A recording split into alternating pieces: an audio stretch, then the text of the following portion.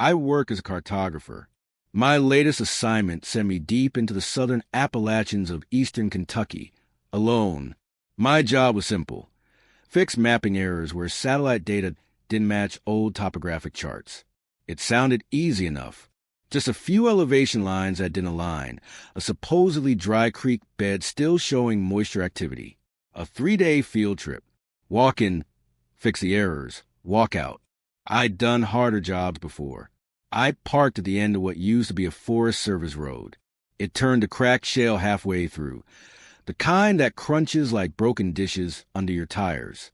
I didn't dare push the truck further. After locking the doors and triple-checking my gear, I marked my start point on both GPS units and glanced at my paper map out of habit. The trailhead wasn't marked, just a faint depression in the brush. Probably hadn't been used in decades. No footprints, no tire marks, nothing. Honestly, that's how I like it. The less disturbed a place is, the more stories it holds. The first few miles were easy. Rolling hills, some tight brush, but nothing serious. The air was cool, quiet. Then the terrain changed. Steeper climbs, rocky footing. I passed an old hunting stand half-eaten by moss and later the remains of a stone chimney poking out a slope. All that was left of some long-forgotten settler's cabin. I marked out of curiosity. My plan was to camp near an old fire lookout tower visible on the satellite imagery. It didn't appear on any recent maps, but the base structure looked intact. When I reached it, the tower was mostly bones, 4 rusted steel legs and a partially collapsed platform. The stairs were long gone. I wasn't climbing it anyway. I set up camp about 20 yards downhill, beneath a dense thicket of mountain laurel. The ground was dry and level. After logging my coordinates, I made a simple dinner, rice and jerky, then turned in early. Sometime after midnight, I woke up instantly alert. No sound, no movement. Just that strange sense that something else is awake with you. I held still, listening. Then I heard it. A crack, like something heavy stepping on a dry branch, about 30 or 40 feet away. This wasn't a squirrel or a raccoon. The sound was heavier, deliberate. A second step, then another, closer. I reached slowly for my knife and flashlight, but didn't turn the light on. I just listened, heart pounding. The steps came in intervals. A crack, silence. Another crack, circling the tent. Too heavy for a deer, too slow for a bear. Then nothing. Dead quiet. I stayed frozen for hours, barely blinking until dawn. When morning came, I crawled out. Nothing looked disturbed, no footprints, no snapped branches. But 10 feet from my tent, someone had built a stack of stones. 4 flat rocks, each smaller than the one below, perfectly balanced. It hadn't been there yesterday. I took a few photos, marked the spot on my GPS, and moved on. After a long climb, I reached the top of the ridge and saw something impossible. A wide stone shelf dropped into a hidden valley that wasn't on any map, not digital, not historical. The satellite scan showed a blank elevation contour, like an error, but there it was, real, sprawling, completely enclosed by ridges. I descended slowly, noting everything. At the center of the valley was a circular formation made of flat river stones, 15 feet across, stacked neatly into a low wall. Inside was a shallow depression, a perfect circle of bare, compacted dirt. No moss, no grass, nothing alive. It looked used. I didn't touch it. I just circled it, took photos, marked coordinates, and left. When I returned to camp, my tent had been moved about 2 feet from where I'd set it up. Nothing was missing, nothing torn apart, but the stakes were gone. There were no drag marks. It had been lifted and placed down again. Nearby, another stone stack, taller this time, 6 rocks balanced with eerie precision. I didn't take a picture. I just packed up and left. Nearby, another stone stack, taller this time, 6 rocks balanced with eerie precision. I didn't take a picture. I just packed up and left.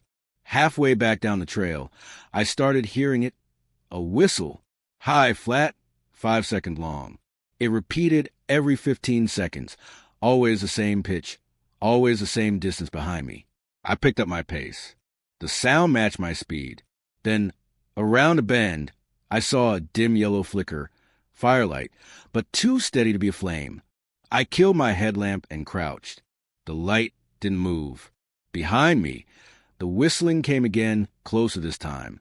I bolted off the trail, crashing through the trees until I saw the faint shimmer of my truck's windshield. It was still there, but on the hood sat another stack of stones, 7 this time, perfectly balanced. I didn't hesitate. I jumped in, tossed my gear aside. On the passenger seat lay a torn notebook page. Not mine. On it, a charcoal drawing, circles within circles, and in the center, a faceless stick figure. I drove straight to a ranger station 2 hours away. When I asked who had jurisdiction over that area, the ranger shrugged. Technically federal, he said, but no one really checks it anymore. Terrain's unstable. Not much to see. I didn't file a report. I deleted the photos and GPS data. To this day, that valley doesn't appear on any map. My name's Drew. I map forgotten trails, old mining roads, logging cuts, and CCC routes that disappeared from official maps decades ago. It's a niche job, but someone's got to do it. I usually work alone. Most people can't handle being miles from the nearest signal, surrounded only by silence and their own breathing. This time, the job came from a forestry group in western North Carolina, near the Tennessee border. They wanted updated trail data for a patch of national forest north of a small town called Ridgeway. Not exactly the kind of place you'll find on postcards. The only references they gave me were ancient topographic sheets from the 1950s, hand-drawn, faded, and almost useless. My job was to survey the region completely. I had to find which trails still existed, which ones were eroded, and which had been fully reclaimed by the forest. I was to log elevation changes, mark landmarks, and rebuild a digital map from scratch. I planned a wide loop that would cover everything within 3 days if I kept a good pace. Early Tuesday morning, I drove down a gravel fire road until it ended. I parked, unloaded my gear, and did one last check. I carried 4 days of food, 2 spare gas cans, my GPS, solar charger, 2 compasses, and a backup map. I always overpack. Once you're out there, you're on your own. Day 1 was uneventful. The heat was stifling, but nothing unusual. The trail would appear and disappear, at times clear and easy, other times overgrown or washed out. I passed the usual remnants of forgotten life. Rusted barrels, old mining tools swallowed by tree roots, fence posts half buried in moss. The strangest was a collapsed wagon with a small tree growing straight through its axle, as if the forest had quietly claimed it. That night, I made camp beside a shallow stream. The sound of running water was calming. I boiled some water, made freeze-dried lasagna, and read old survey notes on the glow of my headlamp. The woods were alive, frogs croaking, insects buzzing, the occasional rustle of something large in the distance. I didn't think much of it. I've heard stranger sounds. By morning, I packed up and continued, following a dry creek bed that wasn't marked on any map. It twisted sharply downhill, wide and deeply gouged, like something massive had been dragged through it, but not in a straight line. It looked as if whatever had made it had thrashed from side to side. I checked for prints. Nothing. No tracks, no tire marks. Just strange smears in the soil. Around noon, I spotted a lone chimney sticking up from a slope like a broken tooth. No house, just a stone foundation. Inside the footprint of what must have been a cabin, I found rusted iron scraps, enamel-coated cookware shards, and one peculiar object, a heavy iron rod about 2 feet long. Its end split into 2 prongs, one twisted into a spiral, the other into a jagged fork. They weren't letter symbols or tools I recognized. The tips were blackened as if scorched. Something about it unsettled me. I took photos, leaned it back against the chimney, and kept moving. That evening, I set camp high on a ridge, good visibility, no wind. I made dinner, logged my notes, and jotted down a few thoughts about a broken footbridge I crossed earlier. But the quiet that night was unnatural. The forest noise vanished, no insects, no rustling leaves. Even the crackle of my fire sounded muffled, as if the air itself was swallowing the sound. I tried reading, but couldn't focus. I went to bed around 10. Sometime after midnight, I woke up suddenly. There was a faint brushing sound along the tent wall, Smooth, slow, and deliberate. It didn't sound like an animal. It was too steady. My knife was under my sleeping pad. I waited, frozen, listening. Then came 3 soft taps right above my head. My pulse hammered in my ears. I slid my hand toward the knife, flicked the flashlight safety, and unzipped the bag just enough to sit up. I counted to 5, then ripped open the tent flap and hit the light. Nothing, just the ridge, still and silent. No eye shine, no scurrying, no retreating footsteps. The beam stretched into the woods, catching nothing but trunks and shadows.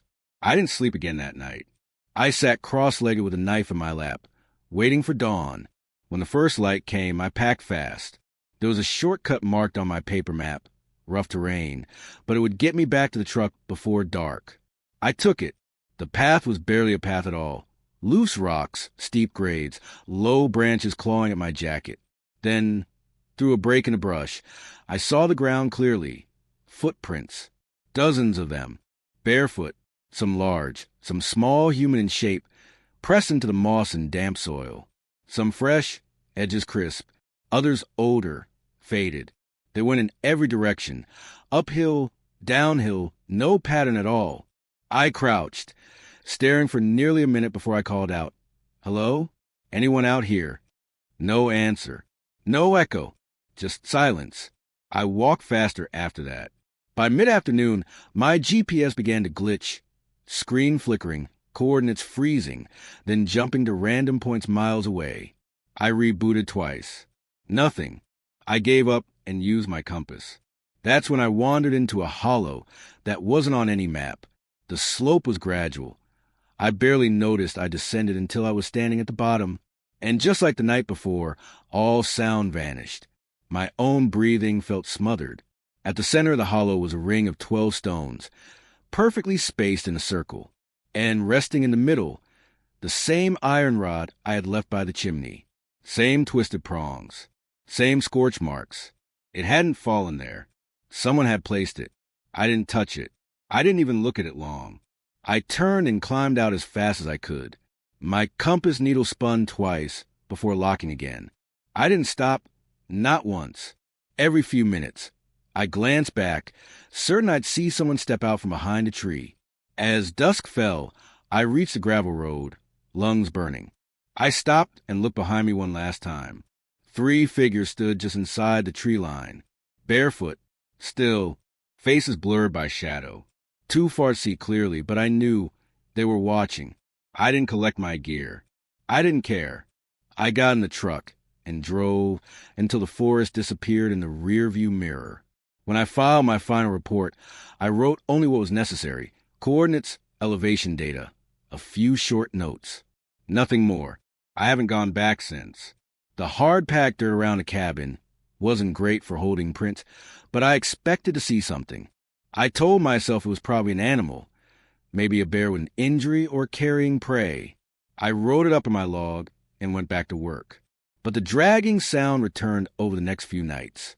It never came close enough for me to see anything, always just out of sight, looping the cabin, fading and returning. Sleep got harder. By the 3rd week, I hiked out to check on the trail cameras and found it gone. The metal mount was still bolted to the tree, but the camera had been cleanly removed, unscrewed like someone who knew exactly what they were doing had taken it. I suspected poachers and called it in over the shortwave. Nothing, not even static. I checked the wiring, the batteries, the antenna. Everything looked fine. It had worked the night before. Now it was silent. I decided I'd leave at sunrise and report in person. Morning came. I packed my gear, climbed into the truck, and turned the key. Dead. The battery light blinked once and faded. No clicks, no sputter, just silence. Under the hood, everything looked normal. No loose wires, no damage. I crouched and looked underneath, and that's when I saw it. For deep gouges across the gas tank. Long, curved, and clean, as if metal had been peeled by claws. Near the rear tires, the dirt held prints, human-like but elongated, each foot nearly twice the length of mine. The gait was strange. One foot landed flat, the other dragged behind, a limp etched into the soil. The tracks led back into the trees. I retreated inside and locked the door, spending the day pacing the single room, checking the windows, listening. That night brought no circling steps and no dragging sound, only silence, thick and waiting, until 3:17 a.m. Breathing, clothes, heavy and wet just outside the front door. Then a knock for soft, slow taps. I sat in the dark with a wrench in my hands and stared at the door until the gray edge of morning crept into the window. When I finally opened it, no one was there, no tracks, only a single dead bird on the porch, its neck twisted, both eyes gone. I packed my bag, laced my boots, and started walking. I wasn't waiting for help. The ranger station was 15 miles east, and I knew the trail by heart. I hiked 4 hours without stopping, turning at every sound. Around mile 8, the dragging returned behind me in the trees. I didn't run. I just lengthened my stride, careful, focus on my footing. Keep moving. Don't look back.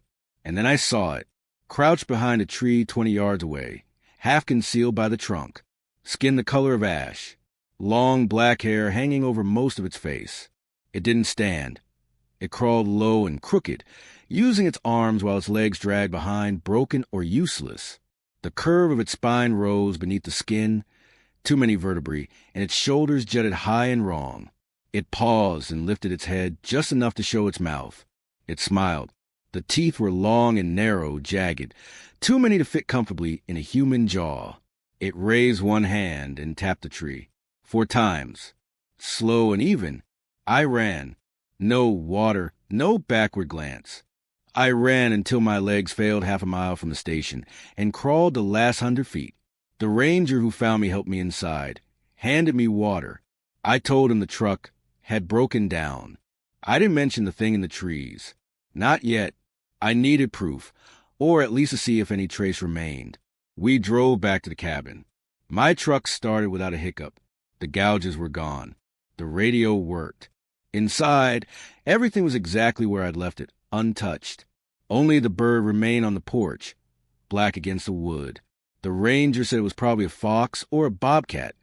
Told him to take a few days to clear my head. I didn't argue. I took a room in town that afternoon and never went back. The next year, I transferred out west. Desert work. Open skies.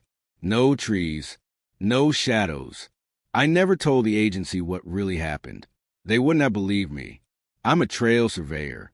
It isn't glamorous, but it fits. I get paid to walk national parks, check trail conditions, log erosion, map water sources, and sometimes set up wildlife cameras. Most trips are solo. I'm used to long stretches of quiet and my own company. Honestly, I prefer it. Last October, I drew a 3-day sweep through a lesser-used patch of the Appalachians just north of a small town called Elridge, Tennessee. Not a tourist spot. The terrain is rough, the signal spotty, and the switchbacks can punish you if you're not paying attention.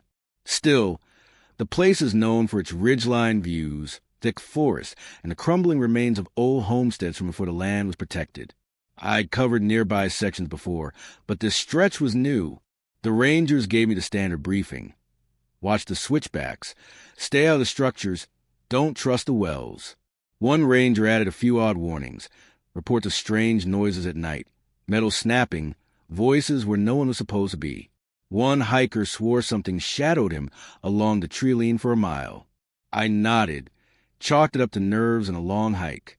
I started early, parking at a gravel pull-off just past mile marker 12.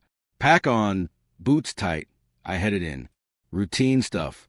Trail markers were fading. A couple of footbridges looked like they'd surrender to the next hard storm. Streams ran higher than usual, and a few crossings soaked my boots to the ankles. I stopped often to jot notes and snap photos for the report. By late afternoon, I reached what was left of the old Marlin cabin.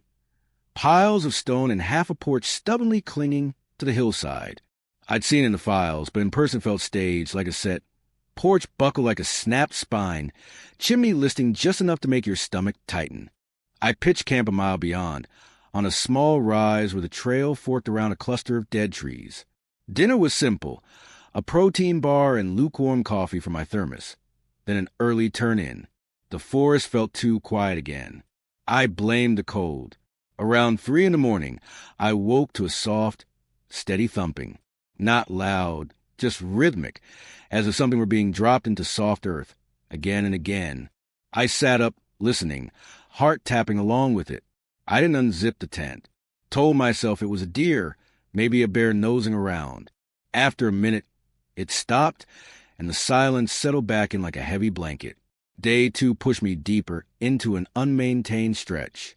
The trail choked with brush and down limbs, the path vanishing under moss and root in places. Progress slowed to a crawl as I cut through branches and flagged missing sections.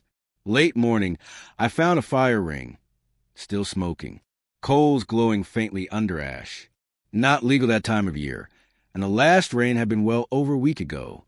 Beside it, a small lean-to made of limbs and a moldy tarp that wasn't on any map.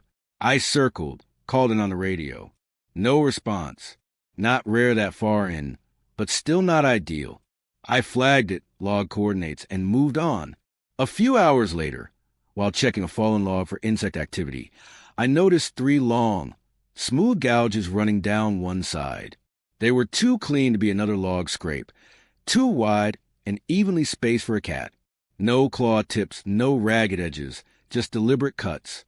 I took a photo, labeled it as possible bear sign, and kept walking. In my head, though, I knew it didn't add up. That night, I made camp near a spring, one of those thin ribbons that trickles clear over an old stone wall. I filtered some water, cooked a freeze-dried meal, and updated my logs. Around 10, I crawled into the tent. I wasn't especially tired, just uneasy. There was a sound I couldn't place. Not loud, more like a low mechanical hum. I sat up and listened. It didn't match anything natural. Maybe distant machinery, except there wasn't a service road for miles. No power lines either. A few minutes after midnight, leaves crunched nearby. Definite footsteps. Not random rustling. Not an animal nosing around. A steady, careful walk across dry ground. I froze, reached for my knife, and eased the inner zipper open a couple inches. At first, I saw nothing. Then movement drifted between the trees. A figure, tall and thin, slipping through the brush like it didn't need to dodge branches or watch its footing. No flashlight, no pack, nothing. It stopped where my fire had burned earlier and stood in the clearing, faintly backlit by the moon. Its limbs looked too long. Its arms hung low, almost at the knees. The head tilted, as if listening for something specific. I stayed perfectly still. I didn't blink. I barely breathed. My heart ran a sprint in my chest while my hand clamped tight around the knife. Eventually it turned and slid into the trees. It didn't run. It just vanished, like it sank into the dark. I didn't sleep. I sat with the knife in my lap and the flashlight ready, eyes fixed on a gap in the trees until gray light arrived. At first light, I broke down camp in under 5 minutes and backtracked. No breakfast, no coffee. Just a fast walk and the sense that the woods could close in at any moment. About an hour into the return, I passed another lean-to, older, collapsed on one side. I leaned in without stepping close. Inside, bones had been arranged. Not fresh, but clean, stacked into a tight spiral, like someone had taken their time. On the back wall, the words still had been scratched into the wood over and over. In the lower corner, the cuts were fresher, the edges curled, like something had carved them during the night. I didn't log it. I didn't take GPS. I kept moving. No breaks, no water. 3 hours later, I reached the Marlin ruins again and froze. Something had changed. On the shattered edge of the porch sat a small cloth doll, handmade and stuffed with old rags. Its face was blank, stitched with black thread, the head tilted slightly toward the trail. Toward me. I didn't stop. No photos. No notes. When my truck finally came into view, my legs almost gave out. I didn't even take off my pack. Just tossed it into the bed and drove with the windows down, watching the rear view all the way back. At the station, I dropped my report on the desk. Trail damage, erosion notes, the lean-tos, the fire ring. I left out the footsteps, the figure, and the doll. One of the rangers, Mark, scrolled through my pictures. He paused at an image from day 2, right before the spring. This was from the east side, right? He asked. Yeah, I said, just before I set camp. He turned the screen toward me. In the corner of the frame, barely visible behind a tree, was a pale shape, not glare, not a leaf, a face round, featureless, watching. That was my last job in Tennessee. Since then, I've stuck to the Rockies, Utah, Oregon, Colorado, places with distance, with people nearby, with open sky. I won't go back to those woods near Elridge. Not alone. Probably not ever. I'm 31, and I work as a mobile notary. I drive to people's homes so they can sign legal papers, wills, loans, property transfers. It's not exciting, but the money's solid and the hours are flexible. Most gigs come through an app. I keep it open in the background, and when someone nearby needs a signature witness, my phone pings. One Thursday afternoon, halfway through a sandwich, I got an alert. Property title transfer about an hour east, deep in the hills. The payout was nearly double my usual rate. No extra notes. I didn't need any. I hit accept before I finished chewing. The address was listed as Sugar Hill Road, private lane access. No number, no mailbox, just GPS coordinates. That kind of vague listing isn't rare out there. Some places are practically hidden, especially the old ones. I figured I'd sort out when I got close. I tossed my notary kit in the front seat, grabbed a hoodie, and left as the sun dipped behind the trees. The drive started easy. 2-lane roads twisting through hills, long stretches without another car. About 45 minutes in, pavement gave way to gravel. I slowed down, windows cracked because my AC's touchy. Then the GPS froze, blinked, and went blank. No signal. Not weak, gone. Still, the last instruction stuck in memory. Continue 2 miles, then turn at Sugar Hill.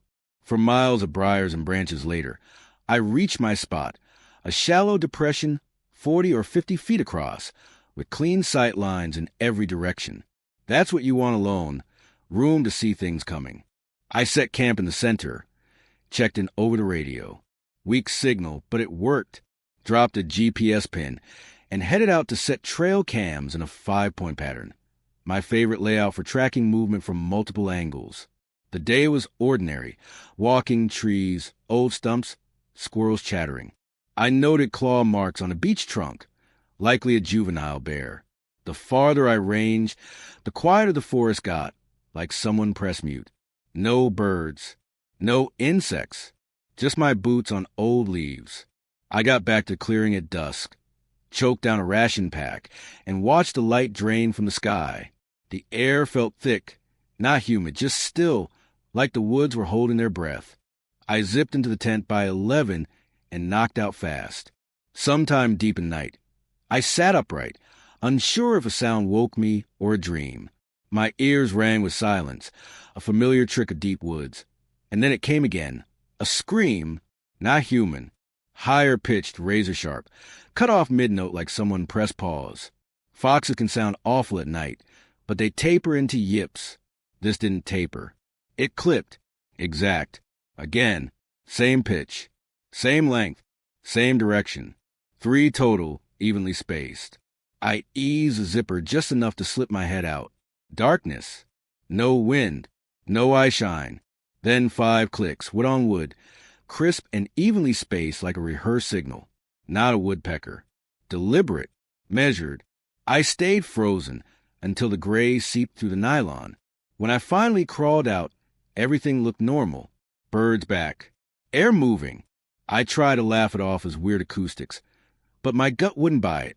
I headed east toward the sound's origin, compass steady. About 300 yards in, I stepped into a small clearing and stopped. 3 deer legs. Just the legs.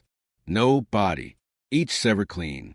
No ragged tearing. No tufts of fur. No pooling blood. The girl didn't react. No nod. No flinch.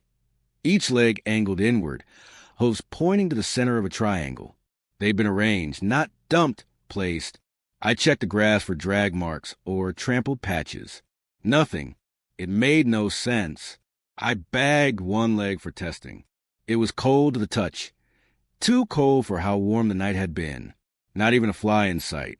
I radioed it in. The ranger asked if I wanted backup. I said no. I don't know why. Stubbornness. Pride. I told him I'd log it and recheck the site in the morning. That night, I sat outside the tent and didn't even pretend to sleep.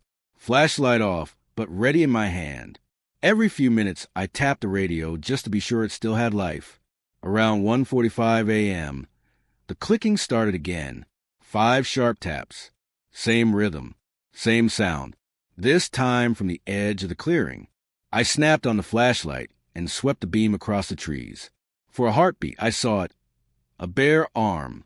Pale, too thin, no hair, no sleeve, snatching back behind a trunk as if it realized I'd spotted it. "Hey!" I shouted. "Who's out there?" No answer. Then the screams again, 3 of them identical, evenly spaced, same pitch each time, like someone hit the same sound file on repeat. I didn't sleep. I sat with my back against the tent, the flashlight trained on the trees, waiting for dawn. At first light, I packed everything. Left the cams. Skipped breakfast. I needed to move.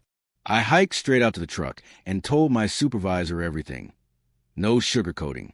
He didn't laugh or act surprised. He just told me to take a few days off. He'd send a team to collect the gear. 2 days later, I showed up at dispatch anyway. I couldn't shake it. I had to see what the cameras caught. We hiked in together. The site looked untouched, but every camera had been adjusted. Barely. A few degrees off the angles I'd set. Not knocked down, not damaged, just altered carefully. Back at base, we reviewed the footage. The southwest camera showed a large shape at the very edge of frame. Could have been a bear, but the movement was wrong. Too upright, too smooth, too quiet. The second cam caught a hand. The same pale skin. Fingers too long, hovering in front of the lens for 10 seconds before slipping away. The last camera, the one closest to the deer legs, recorded the sound. 5 clicks, crisp and clear, then silence. No footsteps. No movement. Nothing. The agency flagged the zone as off-limits for instability. Later, over coffee, my supervisor mentioned I wasn't the first to report strange things there. 3 years earlier, one tech heard something that copied animal calls. Another swore she saw a tall man moving through the woods who never blinked. They both made it out and never went back. Neither will I. A couple of years ago, I was sent to survey a region in southern West Virginia, near a former mining town shuttered for decades. The task was simple on paper. Confirm an old trail rumored on ancient forestry maps, but never properly documented. Locals had names for it, the Drift, Miner Spite, but no one had anything official. Most folks shrugged, told me it wasn't worth the time. One man muttered, "Nothing out there but what wants to be left alone," and changed the subject. I drove to what was left of the town, rusted signs and a row of collapsed buildings. It felt cut off, like even time had given up on it. I parked where my map suggested the trail might begin. Took a while to spot it. Not a signpost, just a thinner patch of trees, brush a little less stubborn. I loaded my gear and headed in. It went quiet almost immediately. Not peaceful, empty, no birds, no insects, nothing. I tried not to dwell on it and kept walking. The trail was narrow but passable, ducking under branches, stepping around rotten logs. A mile in, I noticed a rock stack off to the side, deliberate, like a small cairn. I photographed it. Odd. But hikers leave markers sometimes. Maybe someone else had tried to map it.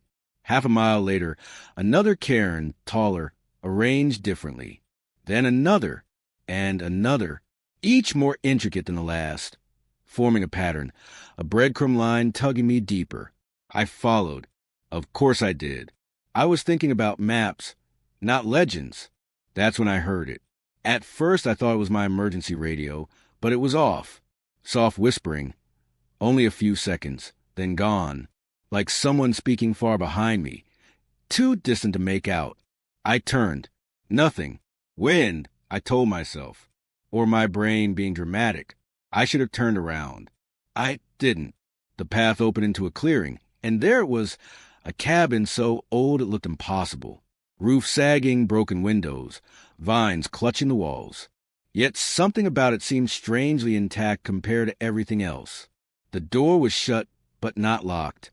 I pushed, and it swung in on creaking hinges that would have been funny if my skin wasn't already crawling.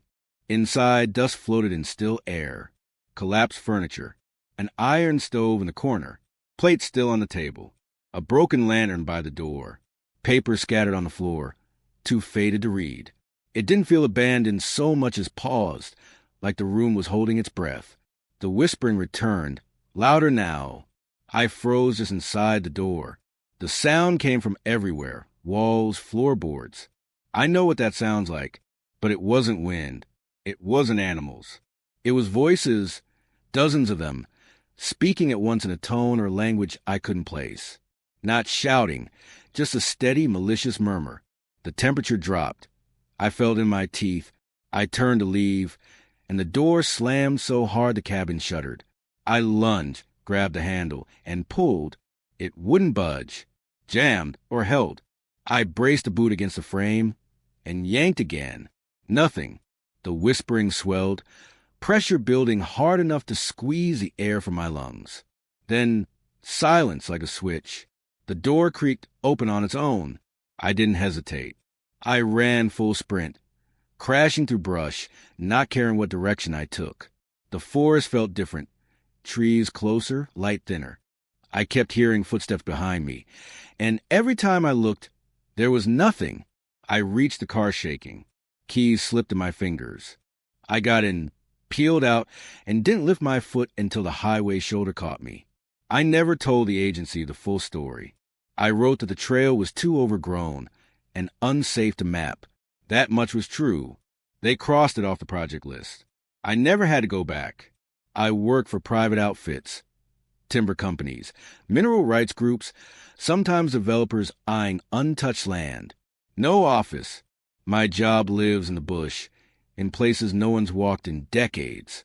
I hike in, camp out, and map everything. Terrain slope, water flow, soil composition, elevations, rock formations. I help people understand land they haven't seen yet. Truth is, I like it that way. Solitude suits me. The quiet can get into your head, but I've always been comfortable with that. Last summer, a timber company brought me in for a new stretch along Kentucky, Tennessee border, deep in the Appalachians. Remote doesn't begin to cover it. No roads, no cell signal, no towns for miles. They divided the parcel into quadrants, and I drew one of the big ones. Foot access only. 3 days minimum on site. Fine by me. I've done longer. I've been dropped by helicopter and told to hike out. Still, the job felt off from the start. Not dramatically, just a tension in my gut, like the land itself didn't want to be mapped. I packed the essentials: satellite GPS, solar charger, 2 radios, emergency beacon, laminated topo maps, compass, food, water, a small stove, fire kit, tent, a sidearm, and spare batteries. Light but complete. Always pack like your ride isn't coming back. The drop-off was an overgrown logging path off a dirt road that already looked abandoned in the 90s. The driver was quiet. When I climbed out, he glanced at the tree line, then at me. See you Friday. Try not to wander too far. That didn't help my stomach. I watched the taillights dissolve into dust and turned toward the trees. The first night, I camped by a little stream a couple miles in. Thick woods, but manageable. I boiled water, ate instant rice, checked my coordinates. Routine until around 11. I just zipped the tent and was halfway through notes when I heard movement on the far side of the nylon. Slow, heavy steps through dry leaves. Too heavy for deer. Not the erratic scrabble of a raccoon. Not the thunderous huff and thump of a bear. Whoever or whatever it moved like it didn't care if I heard. I went still and slid a hand to my flashlight without clicking on. The steps passed within 15 feet, never stopping, never running, just moving on. When the sound faded, I sat listening to nothing for an hour. At dawn, I circled camp. No tracks. No bent grass. Not even a scuff. Day 2, I worked north along steep ridge lines. The landscape was raw and beautiful. Deep valleys, heavy canopy, old rock outcrops. The GPS hiccuped under cover, but held. Around 3 in the afternoon, I came across something that wasn't on any map. A circular stone structure about 4 feet high, spiral-shaped, like someone had stacked fist-sized rocks into a perfect coil. Not a cairn. Those looked different. This was too symmetrical, too deliberate. I studied it, walked around twice, took photos, logged the coordinates. I kept glancing back as I left. It didn't look ancient. It looked maintained. That evening I pushed too late, trying to make up ground. As I walked, I noticed something. Whenever I stopped, something to my right stopped, too, always just far enough away that I couldn't see it. It didn't feel like an animal. I called once, loud and clear. Hello? Anyone there? Silence. I camped in a shallow ditch. I didn't build a fire or unpack more than I had to. I sat up in the dark with my pistol across my lap, eyes on the tree lean. Sleep never came. By day 3, I was ready to get out.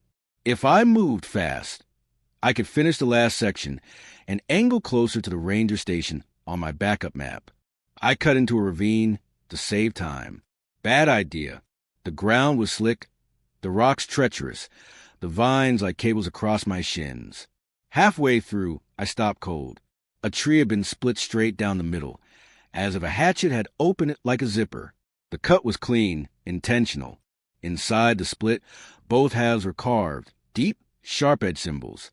Not words, not images I knew. Some were geometric. Others were shapes I couldn't place. I didn't photograph it. I didn't even linger. I backed out of the ravine and looped a mile around it. That afternoon, I crested a ridge expecting open ground and found something worse than the spiral stones. Bones, dozens of them. Little ones, birds, squirrels, maybe a fox or two.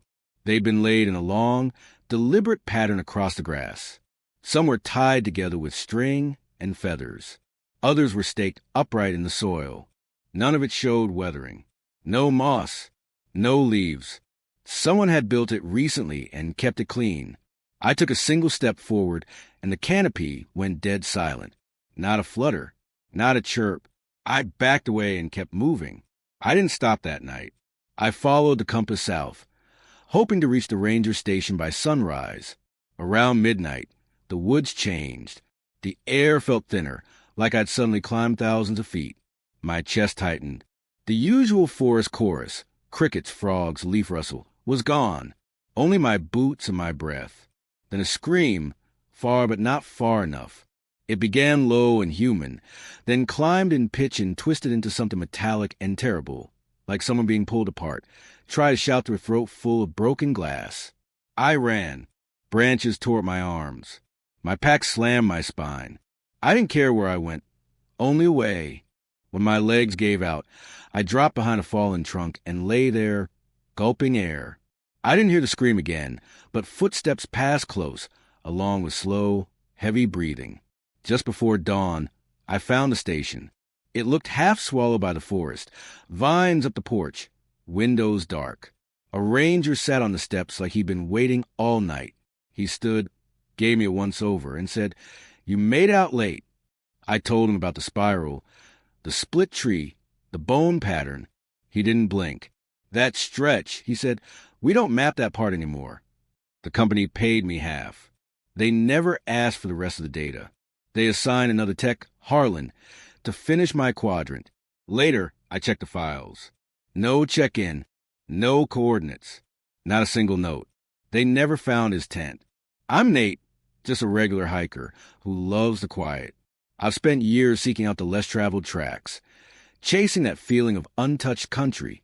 In the summer of 2022, I set out into a section of the Appalachians in western North Carolina, just outside Pisgah National Forest.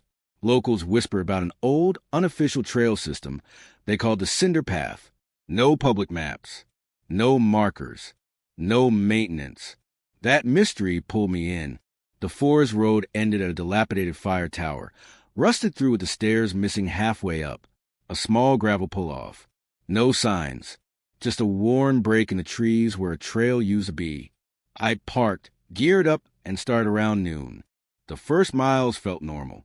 The path was faint but present, the kind of compacted earth that remembers feet even after years. About an hour before sunset, I found a ring of stones, waist high and as wide as a dinner table. Not a fire pit. No ash, no burn marks. The stones were spotless. No moss, no leaves, as if someone had brushed them that morning. I stood there a while, puzzled, then moved on. By 6, I'd set camp near a slope 30 feet from a dry creek bed. The forest was eerily quiet. No birds, no animals, just wind slipping through the canopy. Sometime after midnight, steady bipedal footsteps passed. Not a deer skitter, not a bear's weight. Human pacing. I eased the zipper just enough to peek. A figure drifted along the tree line, maybe 30 yards away. No flashlight, no pack, just walking. I didn't sleep again.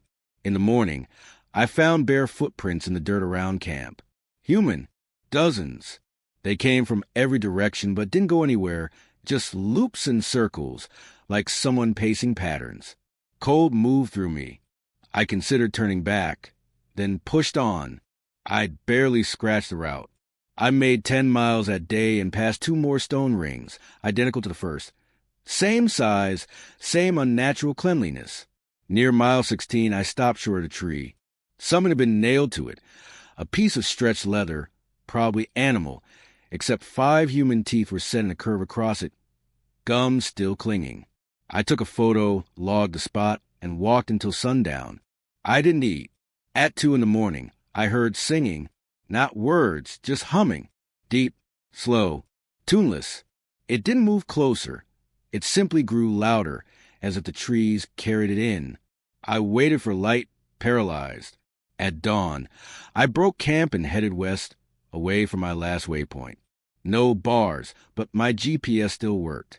The trail dissolved as the forest thickened. Bigger trunks, tighter passages, branches raking my pack every few yards.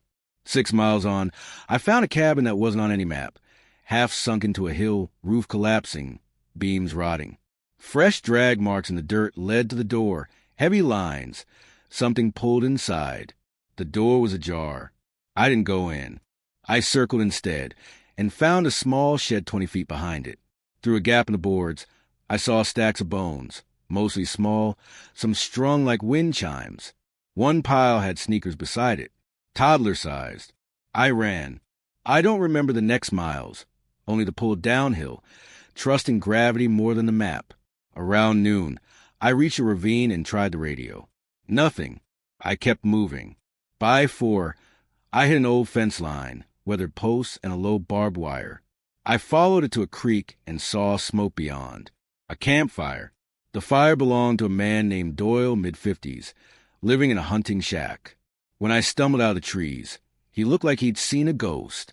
"Nobody comes out of there," he said. "Not anymore." He let me use his landline. I called the ranger station with coordinates. They told me to stay put. I couldn't sleep in Doyle's shack.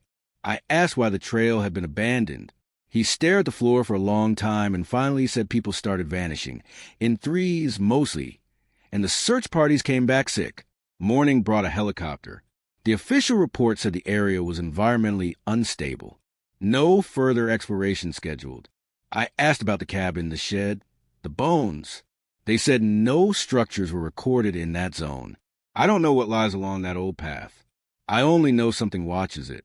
Something keeps it clean, hums in the trees, and walks in circles around strangers' tents. I've hiked dozens of trails since, slept in snow, rode out lightning, dodged a landslide, but I won't go near the Appalachians again. I told myself I was done with those woods. I meant it. For a while, I kept my promise. I stuck to the Rockies and the desert plateaus, wide places with sky instead of canopy. The air there feels honest, sunlight without shadow tricks. But even open land has its quiet moments, and in that quiet, my mind drifts back. It always starts with sound.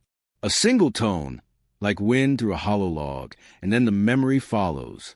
The ring of stones, the pacing steps around my tent, the hum that never stopped once I noticed it. 3 months after the Cinder Path job, I started waking up at 3 a.m. every night. Always the same time. Always the same half-dream. Dark trees and a lightless figure walking in circles. I'd sit up sweating, trying to tell myself it was nothing. Just nerves. Just fatigue. But I knew the rhythm of that dream matched the footsteps I'd heard in North Carolina. By winter, I'd started drinking too much coffee and sleeping too little. My friends noticed. One of them, a geologist named Carrie, suggested I talk to a therapist. I almost laughed. What would I even say? Doc, I think the forest remembers me. Then came the email. It showed up in my inbox at 2:17 a.m., no sender listed, just a subject line. Cinder path data missing. Inside was a single attachment, a low-resolution image. It looked like one of my GPS coordinate maps, except the file metadata said it had been created the day before. I hadn't used that GPS unit in months. The coordinates formed a circle. In the middle, a note, entry point opened. It was a ranger truck. Not the same man from before, but he wore the same patch. He rolled down his window, calm as if he'd been waiting. "You're out late," he said. My throat went dry. "What is this place?" I asked, "What's out there?" He didn't answer at first. Then he looked past me toward the trees and said, "Whatever you brought back with you, it's not ours anymore." When I turned to look, the forest edge seemed to ripple like heat over asphalt. Something tall moved between the trees, its outline bending the air. I stumbled back, and when I looked again, both the ranger and the truck were gone. Only tire impressions remained, half filled with water. That was 6 months ago. I live farther west now, in New Mexico.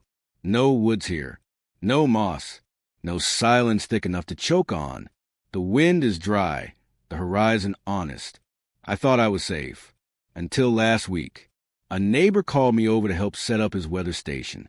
When we powered it on, the receiver pinged a signal, an old frequency buried in the range used by forestry radios. The ID tag read Harlan, 12. We triangulated it to a rocky ridge 5 miles north. At the top, in a narrow crack between boulders, sat a rusted hand radio identical to the one I'd used on that first job. When I picked it up, it hissed softly, then cleared. 5 clicks. Silence. Then a voice, mine. "We don't map that part anymore." Now, every night around 3 a.m., the radio turns itself on. I've tried removing the batteries, even smashing it, but by morning it's back on the table, clean, working, humming faintly. I know what it means. The path doesn't end. It loops. And I think, no, I know, it's called for another entry. Maybe that's how it spreads. Through coordinates. Through memory. Through anyone who hears the hum and refuses to forget it. If you ever hike the Appalachians and find a stone ring that's too clean, don't step inside it. Don't touch the rocks. Don't take pictures. Just turn around. Keep walking.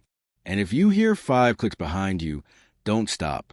Because by the time you do, it's already mapped you. It was a ranger truck. Not the same man from before, but he wore the same patch. He rolled down his window, calm as if he'd been waiting. "You're out late," he said. My throat went dry. "What is this place?" I asked, "What's out there?" He didn't answer at first. Then he looked past me toward the trees and said, "Whatever you brought back with you, it's not ours anymore." When I turned to look, the forest edge seemed to ripple like heat over asphalt. Something tall moved between the trees, its outline bending the air. I stumbled back, and when I looked again, both the ranger and the truck were gone. Only tire impressions remained, half filled with water. That was 6 months ago. I live farther west now, in New Mexico. No woods here, no moss, no silence thick enough to choke on. The wind is dry, the horizon honest. I thought I was safe. Until last week. A neighbor called me over to help set up his weather station. When we powered it on, the receiver pinged a signal, an old frequency buried in the range used by forestry radios. The ID tag read Harlan, 12. We triangulated it to a rocky ridge 5 miles north. At the top, in a narrow crack between boulders, sat a rusted hand radio identical to the one I'd used on that first job. When I picked it up, it hissed softly, then cleared. 5 clicks. Silence. Then a voice, mine. "We don't map that part anymore." Now, every night around 3 a.m., the radio turns itself on. I've tried removing the batteries, even smashing it, but by morning it's back on the table, clean, working, humming faintly. I know what it means. The path doesn't end. It loops. And I know, it's called for another entry. Maybe that's how it spreads. Through coordinates. Through memory. Through anyone who hears a hum and refuses to forget it.